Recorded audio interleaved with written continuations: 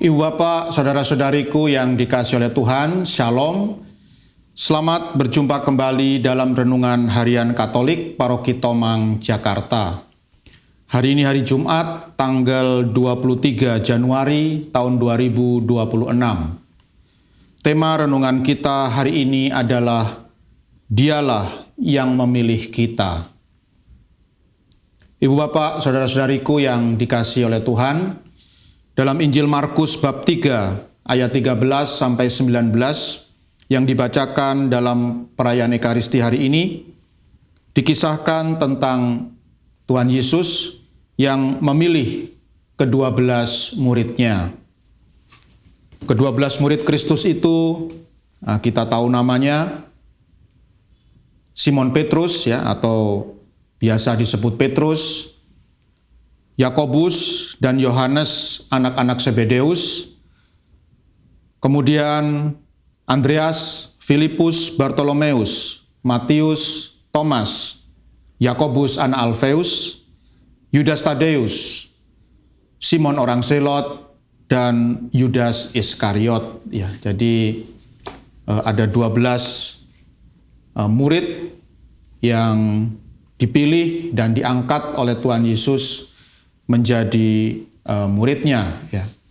Dan Bapak Ibu, saudara-saudari yang dikasihi oleh Tuhan, apa yang dilakukan oleh Tuhan Yesus ini adalah sesuatu yang sangat unik dan menarik, ya, karena di zamannya Tuhan Yesus ini dalam pandangan masyarakat Yahudi atau dalam pandangan masyarakat Israel pada waktu itu, Yesus ini dia dipandang sebagai seorang rabi, ya. Jadi dalam keseharian Tuhan Yesus ini disapa dengan sapaan rabi, ya. Rabi itu adalah seorang guru agama, ya. Rabi itu artinya guru agama. Mungkin kalau di Indonesia itu, kalau saudara-saudari kita kaum muslimin itu sama dengan ustadz, ya. Nah, kita sering mendengar istilah itu, ya. Kalau laki-laki ustadz, kalau perempuan ustadzah, ya, mohon maaf ya. Kalau laki-laki ustadz, kalau yang perempuan ustadzah, ya. Guru agama. Sama dengan dalam masyarakat Yahudi, guru agama itu diberi nama atau diberi istilah rabi, ya. Dan Yesus adalah seorang rabi, ya. Tetapi apa yang dilakukan Yesus ini sungguh sangat aneh dan tidak sesuai dengan kebiasaan, ya.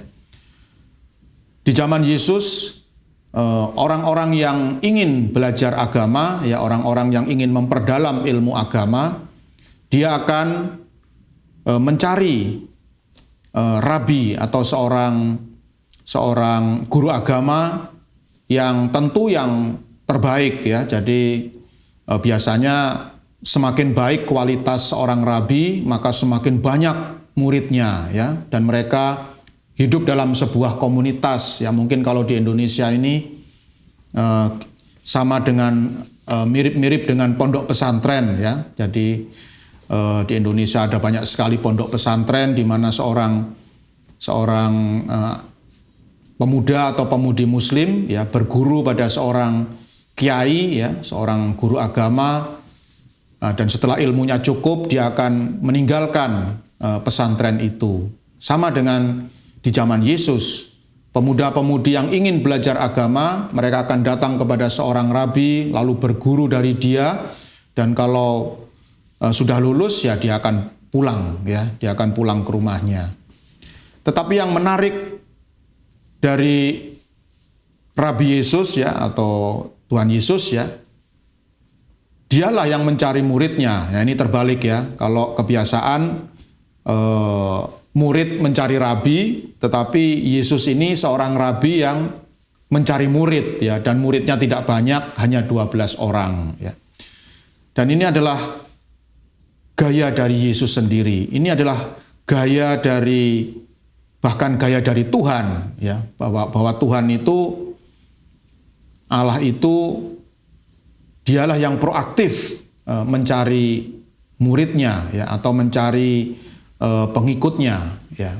Dan inilah prinsip dalam iman kita, ya, dalam iman Kristiani, bahwa Allah lah yang mencari kita, bukan kita yang mencari Allah, ya. Makanya dalam Injil Yohanes bab 15 ayat 16, ya, Tuhan Yesus menegaskan, bukan kamu yang memilih aku, tetapi akulah yang memilih kamu, ya. Jadi kalau hari ini kita semua ini menjadi pengikut Kristus, ya, menjadi anggota gereja Katolik, itu bukan karena kita, ya, yang memilih Kristus, tetapi Kristuslah yang memilih kita, ya.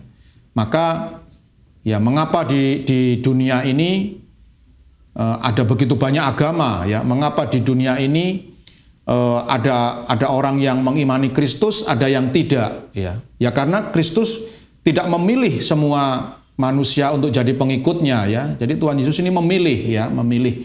Dan kebetulan, ya, kita ini dipilih oleh Tuhan Yesus menjadi pengikutnya, ya. Maka sebenarnya kita ini adalah orang-orang yang istimewa, ya. Kita ini adalah orang-orang pilihan. Kita ini adalah orang-orang hasil seleksi, ya, dari sekian banyak, dari sekian miliar, ya, dari sekian miliar manusia di dunia ini, kita ini dipilih oleh Tuhan Yesus menjadi pengikutnya, menjadi muridnya, ya. Maka sebenarnya kita harus bersyukur, ya.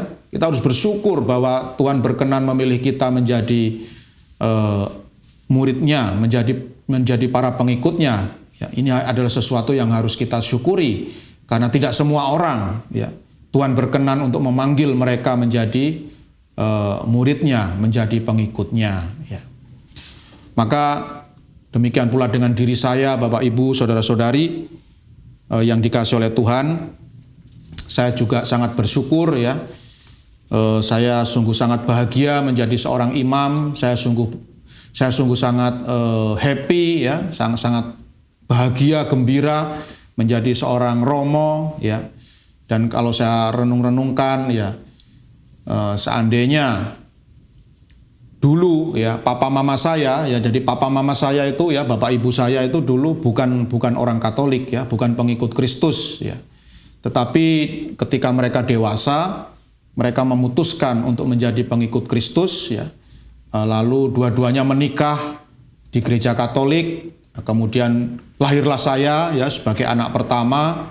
Dan kemudian ketika itu saya masih bayi, ya, bapak ibu saya atau papa mama saya atau orang tua saya mengantar saya ke gereja, lalu meminta romo, meminta imam untuk membaptis saya, ya. Dan kemudian saya menjadi seorang pengikut Kristus, dan kemudian saya bisa menjadi romo, ya. Kalau saya renung-renungkan, seandainya dulu